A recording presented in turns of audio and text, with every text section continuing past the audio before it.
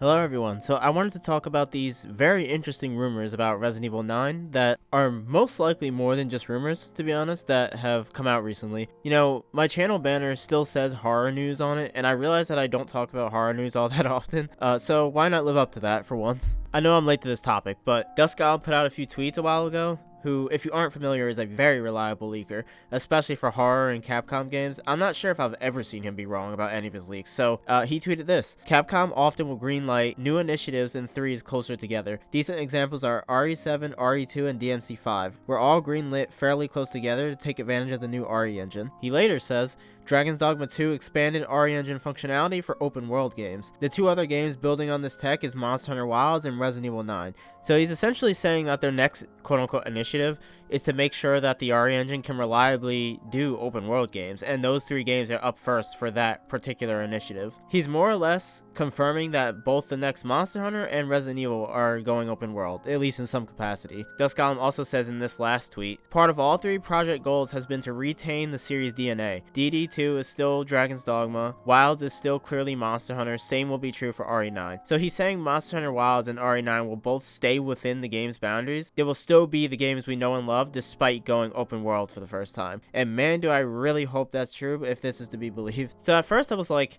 absolutely fucking not. I do not want an open world Resident Evil. I never want an open world Resident Evil. The games are perfect as they are, and I just don't need that. But as I thought about it more, I started to be a little more okay with the idea. Not completely, but like just a little bit. And the reason being is that Resident Evil has open world-ish parts in the games already, like as it is. Like RE8 had the main like hub area, like village or whatever that you return to again and again, and like more directions just opened up as you went. And then in RE4, the entire village was kind of open world too. I mean, you could visit pretty much anywhere in the village at any point, as long as you weren't past the village part of the game. And I know that doesn't make those games open world necessarily, but my point is that Resident Evil already has some open world elements to it. So I'm thinking they basically just do like the RPD from RE2 or the village from RE4, but like 10 times bigger. That might be pretty cool actually, but I am a little worried that this will be like a failed experiment. Like I could see this going south real quick if they don't do this right. I mean, I do have a lot of faith in Capcom, but what if they overdo it? I mean, I really don't want Resident Evil 9 Ubisoft edition. That is the last thing I want. That's the last thing anyone wants. Like, imagine if there's, you know, the Ubisoft map revealing towers and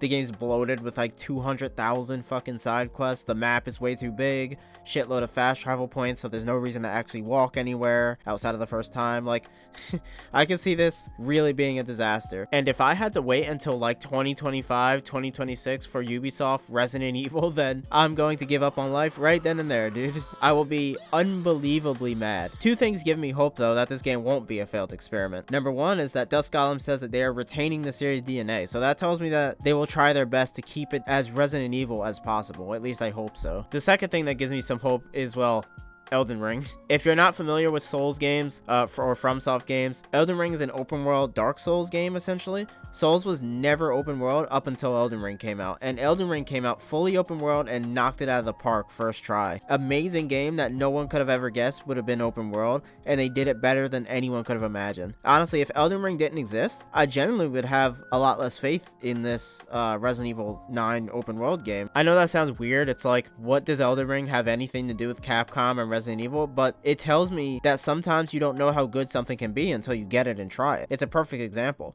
And I personally believe we get way too many open world games nowadays, but maybe not write off open world Resident Evil as unnecessary garbage like immediately. But I will say that I will always prefer shorter games with lots of replayability over long ass bloated games that you only play once, maybe twice. It's just how I've always been, and I don't think that's going to change anytime soon. But hopefully they can really keep Resident Evil's DNA like they're claiming they will. But yeah, that's about all I had to say. Fingers crossed they don't absolutely screw this up. I might make a video about Monster Hunter being open world in the future as well, because I'm actually a massive Monster Hunter fan. I'm a Capcom fanatic if you couldn't tell. So yeah, maybe expect that video if anyone cares about my opinion on that. Although I'm sure you don't because no one subscribes, but that's okay. One view is just as appreciated. But yeah, hope you guys enjoyed it, and I'll see you guys next time.